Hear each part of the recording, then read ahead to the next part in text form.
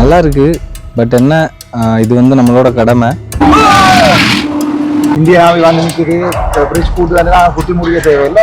ஒரு death news கேட்க நம்ம ஒப்பர் தான் 11 பார் வேண்டி இந்த கிண்ணத்தில் அடிக்கிறவர் அல்ல. ஆபரேஷன் சாகர் பந்து என்பது இந்த நிலவரம் வந்து இப்படித்தான் இருக்குது. கொஞ்சம் ஒரு வடசுவந்த மாவட்டம். இந்த இந்திய துணை தூதுவர் வந்து போய் கொண்டிருக்கிறார் பாருங்க. இந்தியாவுக்கு தலையில வச்சு கொண்டாட வன்மண்டு இல்லைங்க பாக்குறீங்க.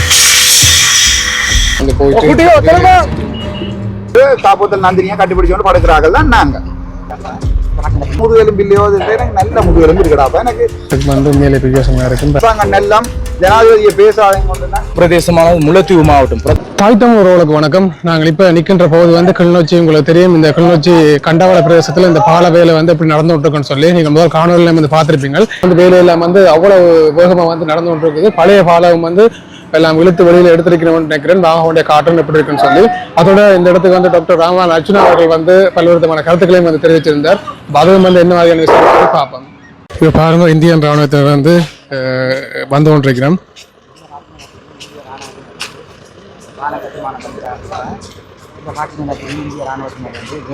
எங்களுக்கு உதவி செய்ய வந்திருக்காங்க இந்தியன்.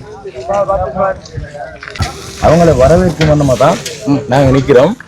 உண்மையிலே அவங்களுக்கு நாங்கள் நன்றியை தெரிவிக்கணும். இந்த இடத்திற்கு வந்தது இந்த அயலுறவுடான இந்தியா எங்களுக்கு ஒரு நல்ல உதவி. அந்த எல்லா நாட்டையும் சேர்ந்த இந்திய இராணுவம் வந்திருக்கின்றது. அதே போல இலங்கை இராணுவம் இணைந்து இதை செய்ய போறாங்க. இந்திய இராணுவத்தை நாங்கள் வரவேற்க போறோம். இந்த எங்களோட தமிழ் பிரதேசமானது முல்லைத்தீவு மாவட்டம். பிரதானமான போற முல்லைத்தீவு மாவட்டம் என்றால் ஒரு வடசுவந்த மாவட்டம். அந்த மாவட்டம் எல்லாத்திலுமே பாதிக்கப்பட்ட மாவட்டம் தான். யுத்தத்தால பாதிக்கப்பட்டது, இப்ப வெள்ளத்தாலையும் பாதிக்கப்பட்டிருக்கு. யுத்தத்தாலே பாதிக்கப்பட்ட டைம்லையும் எங்களுக்கு உதவி செய்த இந்தியன் வீட்டு திட்டம் நிறைய உதவி செஞ்சிருந்தாங்க. அதே மாதிரி இந்தியன் தான் எங்களுக்கு ஒன்று வந்திருக்கு. பிரதான பாதை போறதுக்கும் இந்திய அரசாங்கத்தினூடாக தான் வந்திருக்கு. அவங்கள ஒரு சொற்ப வெளியில நாங்கள் வரவேற்க போறோம். நன்றி. இவ்வளவு பேரும் இன்றைய தினம் இந்த பாலத்திற்கான புனரமைப்பு வேலைகளை வந்து செய்யறதுக்கு வந்து இப்போ சுறுசுறுப்பாக வந்தோம் நிற்கிறேன். முடியவும் எல்லாம் அடிச்சு இந்த வேலையை வந்து தொடங்கினோம்.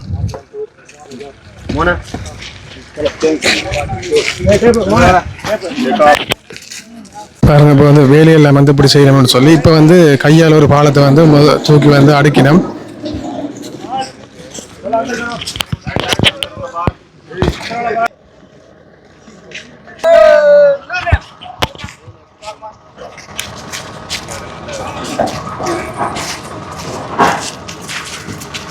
வந்து பார்த்துருப்பீங்க. அதோட மலையோட ஒரு கொஞ்ச நேரம் வந்து நிப்பாட்டி இருந்தவர் இப்போ திருப்பவும் வந்து இந்த பாலத்தை வந்து தூக்குற வேலையில் வந்து நடந்து வந்துக்கிறார். இப்போ வந்து 4:30 ஆகியும் இந்த வேலையில் வந்து முடிவடையல. வந்து இந்த ராணுவ வீரர்கள் வந்து இந்த கொங்கிரீட் போடுகின்ற வேலைக்காக வந்து தயார்படுத்தி கொண்டிருக்கணும். இங்கால இந்த பழைய பாலத்தை வந்து வெளியில் எடுக்கிறதுக்கு தான் பெரிய வேலைகள் வந்து நடந்து கொண்டிருக்குது. இப்போ வந்து பாலம் அங்கால இருந்தது, தூக்கி கொஞ்சம் விழுத்துட்டோம். அதோட அங்கே மற்ற ட்ரெயினும் வந்து இப்போ வேலை செய்ய தான் நினைக்கிறேன்.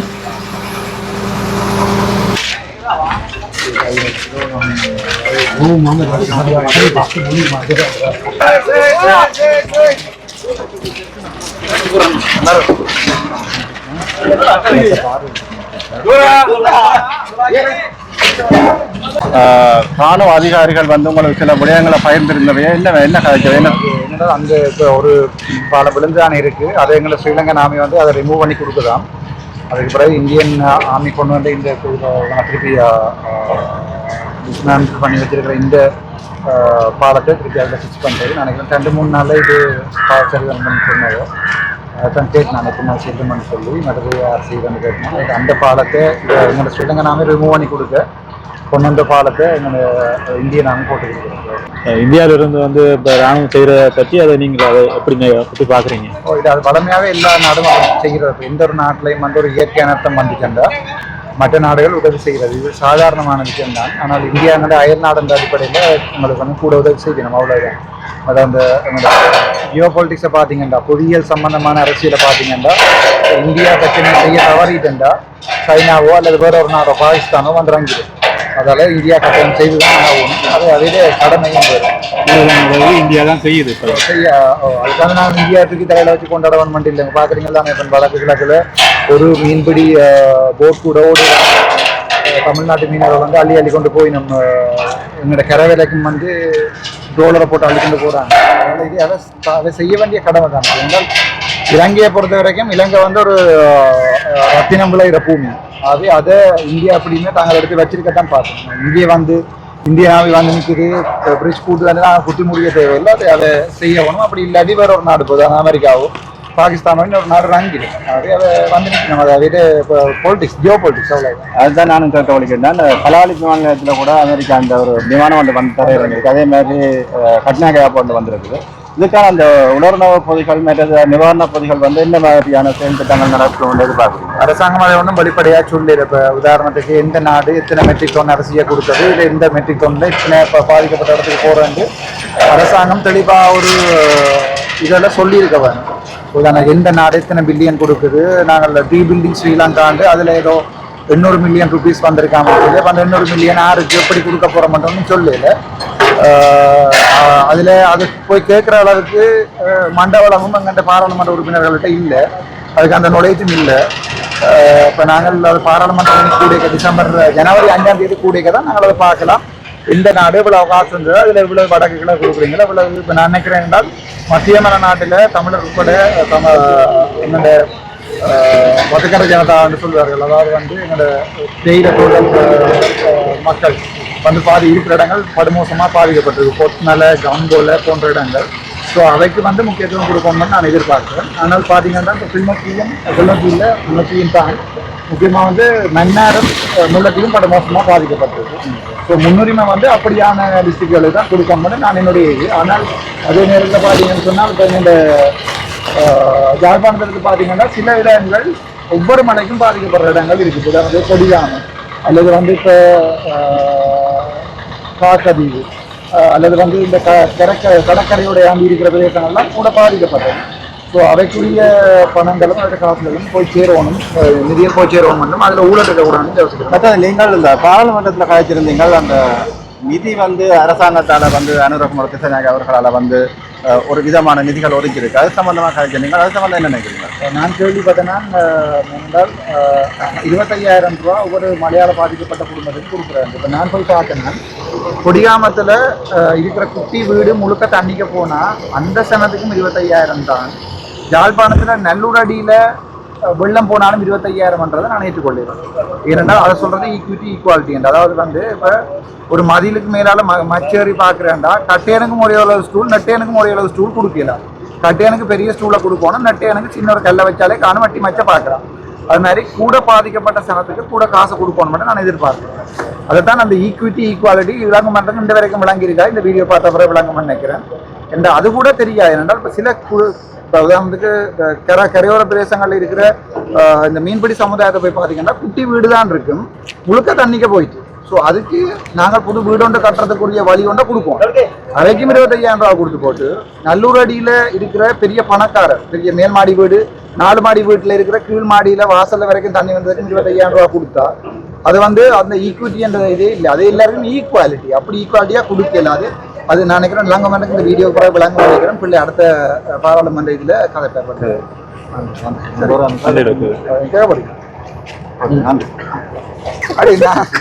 நாங்கள் கேம்பஸில் இருக்கேன். பைக்லாம் போனாடா டொக்ரா பாஸ் அவுட் பண்ணினா 2015ஆம் ஆண்டு 2017ஆம் ஆண்டு தான் கார் எடுத்தேன். அந்த 2 வருஷம் இந்த சாவஜி ஹாஸ்பிட்டலில் சரி எல்லா இடம் இந்த பைக்லாம் தெரியுங்க. எந்த மெடிக்கல் ஸ்டூடெண்ட் பைக்கில் தெரியவே. ஸோ அது எல்லாருமே இப்போ நீங்கள் இதில் முழு பெரும் பைக்கில் தெரிகிறது வந்து ஏழ்மைக்குரிய அடையாளம் இல்லை. அப்படி பயங்கர பணக்காரன் காசு அடித்தவன் இயக்கத்தின் காசு ஏற்றவன் முழுக்க பைக்லாம் தெரியுறேன். என்னடா வழியில் ஏன் எங்கண்ட இந்த பாஸ்ரி இருக்கிறது தானே போகிறது பழைய தட்டி வேன்ல உள்ள பூச்சிட்டிகள் எல்லாமே விற்றா எத்த பெரிய மெர்சிடிஸ் பென்ஸ் ஆட்டோ பயோகிராஃபி எல்லாம் வேண்டலாம். என்ன பாரசரியேற்ற மகன் குளர்றார் வெளியில் வந்து சொல்லியிருக்கு. பாரசரியேற்ற மகனுக்கு இந்த வீடியோ காட்டும் வெளியில் வந்து சொல்லியிருக்குது 70 மில்லியன் 30 மில்லியன் எல்லாம் அடிச்சிருக்கணுமா பாரசரியேற்ற பிள்ளைகள். ஸோ பாரசரியேற்ற பிள்ளைகிட்ட சொல்லும்போது வழக்கு வேணுமெண்டா வெளியில் போடுச்சு. சரிதான், நான் வெளியில் வந்து சொல்லல அது முதுகெலும்பு இல்லையோ எனக்கு நல்ல முதுகெலும்பு இருக்கடாப்பா. எனக்கு சிங்களத்தில் போய் சிங்கள இன்டர்வியூவில் போய் என்னுடைய தலைவர் தேசிய தலைவர், நான் இந்த பேரை சொன்னால் உங்களோட சேனல் அடிபட்டு போயிடும், தலைவர்கிட்ட பேரை சொல்லாமல் சொல்கிறேன். எங்களுக்கு தெய்வம் என்று சொல்கிறதுக்கு சிங்கள இன்டர்வியூவில் சிங்களத்தில் சொல்லியிருக்கிறேன். அது பாரசரியேற்ற மகன்கிட்ட சொல்லும்போது அப்படி அவர் தான் பாரசரியேற்ற மகன்ண்டா அவற்றை ஒப்பர் தான் 11 பார் வேண்டி இந்த கிளிநொச்சியில் அடிக்கிறவரண்டா அவரை போய் வழக்கு போட சொல்லுங்க ராசன். வழக்கு பார்க்க நேரே சொல்லியிருக்கு முழு பேர் வீடியோவில் இவருக்கு முடிய தலையங்கத்தை போடுங்க பார்சரி என்ற படி எனக்கு நேரடியான பகிரங்க அழைப்பு அவ கொப்பர் தான் பார் அப்படியே ஒரு ஒரு ஒரு இனத்தை அழிக்கிறாங்க என்ன ஒரு இனத்தை நானும் தான் கோயில்கள் இடையிலோ ஒரு காசு கோக்கிருந்தா வெளியே அடிச்சுட்டு போகிறோம் அதுக்காக ஒரு ஒரு சமுதாயம் வந்து இந்த வடக்கு இலங்கையிலேயே அதிகுறைஞ்ச வருமானம் பார மாவட்டத்தில் A9 ரோட்ல 11 பார் அடுக்கிறது வந்து ஏற்றுக்கொள்ளுவாங்க ஒரு பாரை போட்டுட்டா கூட பரவாயில்ல 11 பாரை கொண்டு வந்து பார் சிறியர் அடிக்கிறது என்னால் ஏற்றுக்கொள்ளல சரிதான் அதில் ஒரு 2 பாரு அல்லது 2 ரெஸ்டாரண்ட் கட்டினா வெள்ளக்காரன் வந்து குடிச்சிருப்பான் அது இந்த நாட்டிலையும் இப்போ உதாரணத்துக்கு சுவிட்சர்லாண்டில் போனீங்கன்னா சாதாரண கடையில் ஃப்ரிட்ஜில் காஸ்பர்க் இருக்குமா நார்மல் கடையில் இப்போ நாங்கள் அந்த இடத்துக்கு என்ன முன்னேறையில தானே ஆனால் சுவிட்சர்லாண்டில் இருக்கிற ஒருத்தனை பிடிச்சு கேட்டா உனக்கு அல்கோஹால் எடுக்கல சேஃப்டி லெவல் என்னன்னா அவன் சொல்லுவான் 2-3 யூனிட் எங்களுக்கு அது தெரியாது யாராவது சொல்லுங்க எத்தனை யூனிட் ஒரு ஆள் குடிக்கலாம் ஒரு நாளைக்கு தெரியாது இந்த இடத்துக்கு எங்கண்ட பாடத்திட்டங்கள்ல இவ்வளவு அல்கோஹால் குடிக்கலாமன்றது ஒரு இடம் இல்லை ராசு அது எங்கண்ட சனத்துக்கு வந்து அடிக்க வலிக்கிட்டா அப்படியே நந்தினியை நினைச்சு கொண்டு காப்போத்தல் நந்தினியை கட்டிப்பிடிச்சு கொண்டு படுக்கிறார்கள் தான் நாங்கள் சரி அப்போ அந்த நந்தினியை சும்மா கொண்டு விற்கல அது ஒரு பாரை போட்டிருந்தா கூட ஓரளவு பரவாயில்லை 11 பாருக்கு ஒரு வாருக்கு 1 கோடி 10 லட்சம் ரூபாய் படியே அரசாங்கம் முண்ட வரைக்கும் பார்சரின் லிஸ்ட படி அளவடியில் இப்போ பேர் குளர்றார் பாராளுமன்றத்திலேருந்து என்ன அரசாங்கம் எல்லாம் ஜனாதிபதியை பேசாதீங்க கொண்டுனா முழு கல்லறா சொல்லி நான் நேரவே சொல்லியிருக்கேன் பார்சரிட்டமான கூட வழக்க போட சொல்லி நான் பார்க்குறேன் அவட்ட ஒப்பர் தான் பார்சரி அவட்ட ஒப்பர் தான் 11 இது வேண்டினாண்டா பார் வேண்டாண்டா ஏற்றுக்கொண்டு போட சொல்ல ஒரு பிரச்சனை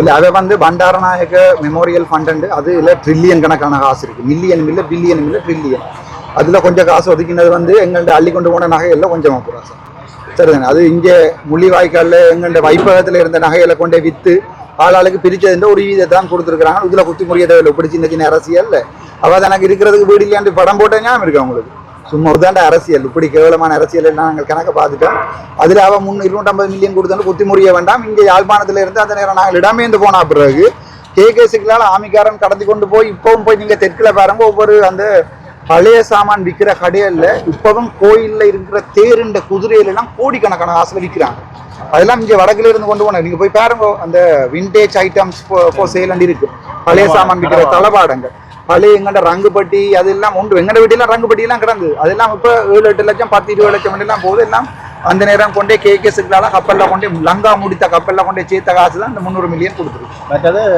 மக்கள் வந்து கருந்தார்கள் வந்து இந்த கொடுத்த காசு வந்து நேரம் வந்து செம்மணி பிரச்சனையை வந்து மூடி மறைக்கிறதுக்காக இருக்கலாம் என்ற மாதிரி மக்கள் கருதியிருந்தார்கள் அது உண்மையான நிலவரம் இல்லை செம்மணி என்றது வேறு இதுன்றது வேறு இது வந்து புயல் அடித்தா அதை கொடுக்க வேண்டிய கடமை உண்டு அரசாங்கத்துக்கு இருக்கு ஏற்கனவே நாங்கள் இந்த ஃபண்ட் அந்த ஃபண்டுகளையும் நாங்கள் என்ன செஞ்சிருக்கிறோம் முக்கியமான காசுகள் சேர்த்திருக்கிறோம் 36 கோடியோ என்னமோன்னு சொல்றாங்க ஜாழ்ப்பாணத்துக்கு அதுக்கு எங்களுடைய அதான் முன்ன நிறைய சொல்றேன் எங்கள்கிட்ட கல்லன் DA பிரதீபன் முழு பேரோட சொல்ற பிரிய போடு அவரை ஆளுநர் கடிதம் அனுப்பிச்சு வழக்கு நான் சொல்ற பிள்ளையண்டாரா DA பிரதீபன் போய் வழக்கொண்ட போடணும் தன்னை அவமானப்படுத்திக்காங்க 2 வரைக்கும் போடையில என்னடா கவர்னர் அடிச்ச கடிதம் இருக்கு இவன் ஒரு கள்ளன் இந்த கள்ளனால கிளீன் ஸ்ரீலங்கா போன்ற இதெல்லாம் நடத்த இல்லாத ஆகவே இந்த கல்லரை GA பதவியிலிருந்து விலத்து கொண்டு கவர்னர் அடிச்ச கடிதம் கிடக்கு ஸோ கல்லன் சொன்னதே MPPயில் இருக்கிற ஒரு ஆள் தான் என்னோட ஆள் தான் கல்லன் சொன்னது இவர் வந்து எத்தனை மலைக்குள்ள இறங்கி நின்று கேளுங்க நான் அன்றைக்கு மாவீரத்தினத்துக்கு வந்துட்டு போய்க்கலாம் தண்ணி அப்படியே போயிட்டு அப்படியே அங்கே போய் தண்ணிக்க மாட்டேன்னா நான் அடுத்த நாள் இங்கே வந்துட்டேன் ஒரு இப்போ GA இருந்து கொண்டு எவ்வளவு தண்ணிக்குள்ள இறங்கி நின்று வேலை செய்தாங்க சொல்லுங்க என்ன கேட்குறாங்க அரசாங்க கட்சிக்காரன் இந்த வெள்ளத்துக்கு எதிர்கட்சியடா நான் என்னோட அரசாங்கத்துக்கு வாங்கி காசு கொடுக்குறது நான் இதே ஒரு அமைச்சராக இருந்தால் நான் ரங்கி வேலை இருப்பேன் இது சும்மா கவுபோயல் மாதிரி பழைய ஆட்டியோ குழந்தை பிள்ளைகிட்ட தொப்பியலையும் எடுத்து போட்டுக்கொண்டு இதில் கதைக்க வேலை வேறு பிரியோசனம் இல்லை எனக்கு காய்ச்சி பிரியோசனம் கண்டிப்பாக காட்டுறேன் அந்த நல்ல மனுஷன் ஏன்டா அப்போ எனக்கு இப்படி பேசுகிறேன் நான் அங்கே பேசுகிறேன் இப்போ பேசுகிறேன் ஒன்றும் செய்யலாதாக்கள்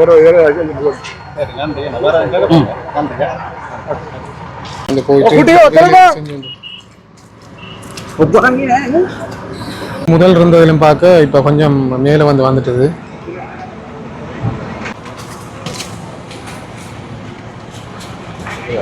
பாருங்க ஐயாக்கள் எல்லாம் இந்த சேர்களுக்கெல்லாம் சைக்கிள் எல்லாம் வந்து ஓட்டி கொண்டு போய் ஐயா அங்கே போய் பயணம் எங்கே போய் வாருங்கள் தர்மபுரம் சேர்களுக்கா கவனம் அப்போங்க இது பாதாள எங்களுக்கு வீடு முழுக்க சரி 6 வீடு சரி 6 முழுக்க சரி அதை வீட்டு சாமான் ஒன்றும் இல்லை வீட்டுக்கு போய் தண்ணி கஷ்டம்தான் வயல் முழுக்க மூண்டு மூன்றரை காணி வச்சேன்.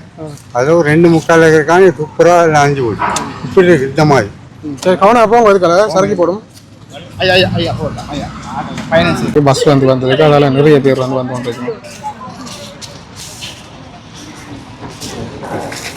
எவ்வளவு சிரமத்து மத்தியில் பொருட்கள் எல்லாம் காவி கொண்டு போகிற எல்லாம் இருக்கு. இப்போ மக்கள் ஒரு பக்கம் பயணித்து கொண்டிருக்கிறேன். அதோட இந்த பாலத்தை, பழைய பாலத்தை தூக்குறதான் பெரிய வேலையாக கிடாது. நம்ம பாலம் ஒரு கொஞ்சம் தூரம் இழுத்துருந்தோம். அப்படியே இந்த பாலம் இழுத்து இங்கால முடியும்னு நினைக்கிறேன்.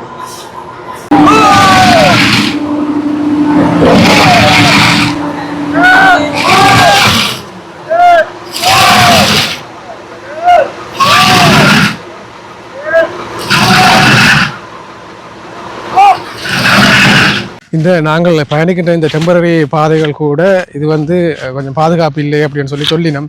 ஆனால் இருந்தாலும் கூட மக்களுக்கு அவசர தேவைகளுக்கு இதுகளால் பயணிக்கக்கூடிய மாதிரி இருக்குது. ஆனால் பைக்குகள் அதில் பெண்கள் எல்லாம் அந்த முன் ரோட்டில் விட்டுட்டு தான் எங்களை பஸ்ஸுகள் அறியல நடந்து தான் வேலைகளுக்கு போயிடும். ஏன்னா இதுகளுக்கெல்லாம் அவைகளுக்கு பைக்கில் கொண்டு போகிறதுக்கான நிலவரத்தில் இந்த பாதைகள் இல்லைன்னு சொன்னால் மழை வெள்ளத்தால் எல்லாம் மண்ணுகள் எல்லாம் அப்படி சேரும் சகதியுமாக தானே இருக்குது. அதால் அவையில் கொண்டு போயிடல. அதான் இருந்தாலும் ஒரு சில ஆண்கள் ஒரு சில பேர் இதற்கான பைக்களையும் கொண்டு தங்களுடைய அங்காளி பயணங்களை மேற்கொண்டு கொண்டிருக்கலாம். உங்களோட பேர் சார்? என் பேர் நவீன்குமாரம். எப்படி இருக்கு இலங்கைக்கு வேலை செய்ய உங்களுக்கு அந்த அனுபவம் எப்படி இருக்கு? நல்லா இருக்கு. பட் என்ன, இது நம்மளோட கடமை. நம்ம ஹியூமனிட்டரி அசிஸ்டன்ஸ்க்காக இங்கே வந்திருக்கோம். ஸ்ரீலங்கன் ஆர்மி கூட டைப் பண்ணி 1 கோர் 19 இன்ஜினியர் ரெஜிமெண்ட்லேருந்து வந்திருக்கோம். நம்ம பிரிகேடு 416 இன்ஜினியர் பிரிகேட். ஸோ நம்ம டாஸ்க் என்னவோ அதை பண்ண வந்திருக்கோம். நம்ம டாஸ்க் என்ன, பிரிட்ஜஸ் இன்ஜினியர்ஸ். நம்ம கோர் ஆஃப் இன்ஜினியர். அதனால் பிரிட்ஜஸ் என்னென்ன கொலாப்ஸ் ஆகிருக்கோ அதில் என்னென்ன ரெடி பண்ணுற நிலைமையில் இருக்கோ அதெல்லாம் ரெடி பண்ணி கொடுக்க வந்திருக்கோம். இலங்கையில் மொத்தமாக எத்தனை பாலங்கள் நீங்கள் செய்ய போகிறீங்க?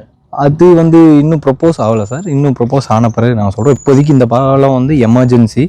அதனால் இதை முடிச்சு கொடுக்கணும்னு எங்களுக்கு மக்கள் மத்தியில் ஒரு கேள்வி ஒன்று இருக்குது. இந்த பாலத்தை எப்போ முடிப்பினோம்னு சொல்லி உங்களுக்கு அப்படி ஒரு ஐடியா இருக்குது சார்? எப்போ இது கிரெயினில் டிஸ்மேண்டில் ஆகுதோ அப்போ இருந்து நெக்ஸ்ட் 1 டேக்குள்ளே ஆகிடும் சார். 1 டேக்குள்ளே முடிக்கலாம் சார். மற்ற சார் இப்போ இந்த நீங்கள் ஒட்டுமொத்தமாக எத்தனை பேர் நீங்கள் இந்த வேலைக்காண்டி? ஒரு 30 to 40 மெம்பர்ஸ் நீங்கள். Okay sir. என்னென்ன இது இப்போ உங்களோட இந்த தண்டவாளங்கள் மற்ற இந்த பாலத்துக்குரிய பொருட்கள் எல்லாம் இந்த ஃப்ளைட்டாலேயா அல்லது கப்பலாலேயா கொண்டு வந்தீங்க? ஃப்ளைட்டில் வந்தாச்சு. ஃப்ளைட்டில் வந்துச்சு. எப்படி இருக்குது எங்களோட இப்போ நீங்கள் இப்போ தமிழ்நாட்டிலேருந்து இங்கே வரைக்கும் எங்களோட இலங்கையில் இந்த கிளிநொச்சியில் இந்த வேலை செய்கிறீங்க, எப்படி அதை உணர்றீங்கன்னு கேட்குறேன். அது நான் தான் ஃபஸ்ட்டே சொல்லிட்டேன் sir, it's a service. So no cost. நம்ம பீப்புளுக்காக சர்வீஸ் பண்ண வந்திருக்கோம். நல்லபடியாக பண்ணிட்டு போகணும். அந்த ஒரு மைண்ட் பழகினோம் உங்களோட சார். வாராக்கள் எப்படி கதைச்சு பழகினோம் அவங்களோட? ஸ்ரீலங்கன் நல்லா இருக்காங்க சார். நம்ம எப்படி சொல்கிறது, ஃபேமிலியில் ஒரு ஆள் மாதிரி பார்த்துக்காங்க. ரொம்ப நல்லா இருக்கு. இங்கே எல்லா மக்களையும் ரொம்ப லைக் பண்ணுறோம் நாங்கள். மற்ற சார் லாஸ்ட்டாக ஒரு கேள்வி என்று, இப்போ இலங்கையில் இந்த புயல் எல்லாம் அடித்து பெரிய சேதம் பெருக நீங்கள் அந்த மீடியாக்களில் பார்த்துருப்பீங்களா அங்கே இருந்து?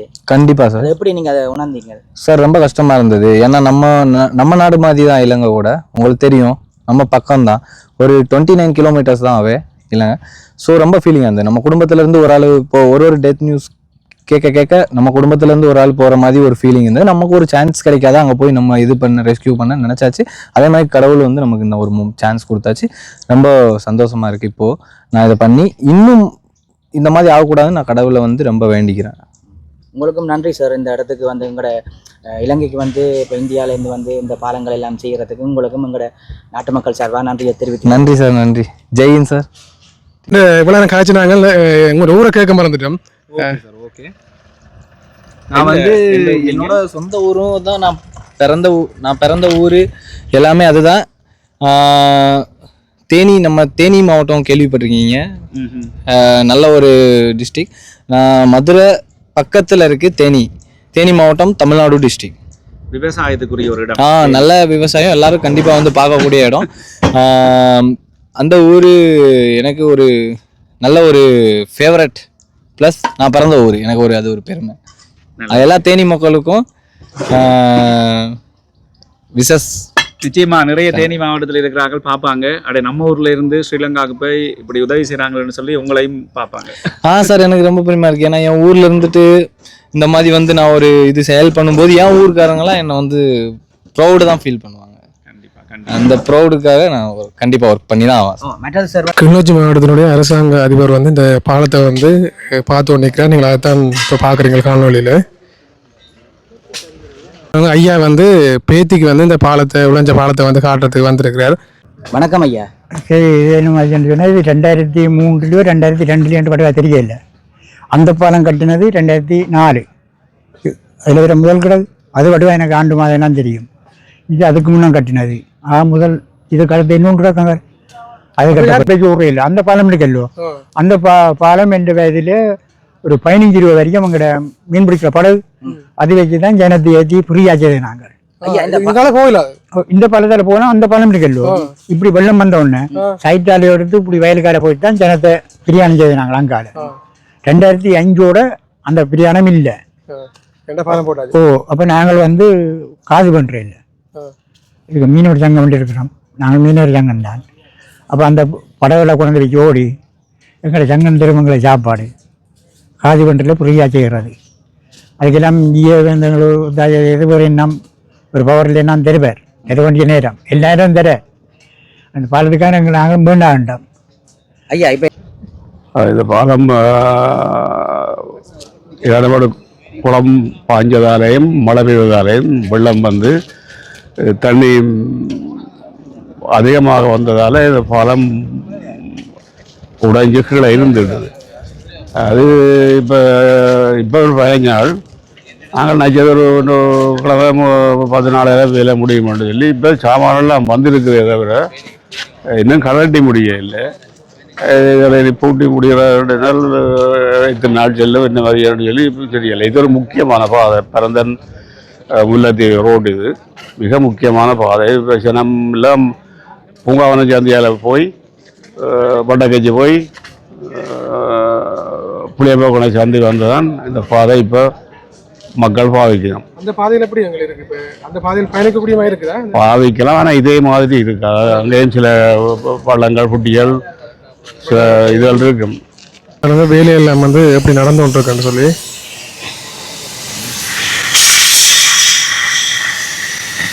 புதுசாக வந்து அந்த ஓட்டியல் போட்டு நட்டுகள் போட்ட கோட்டை மாதிரி செய்யணும்.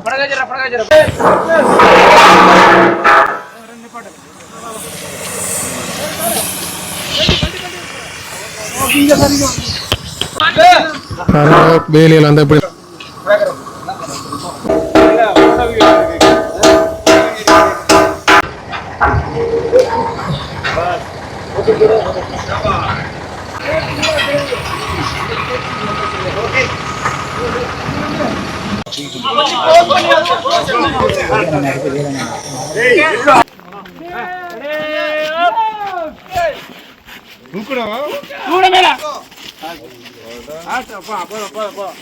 இந்த இந்திய துணை தூதுவர் வந்து போய் கொண்டிருக்கிறார் பாருங்க.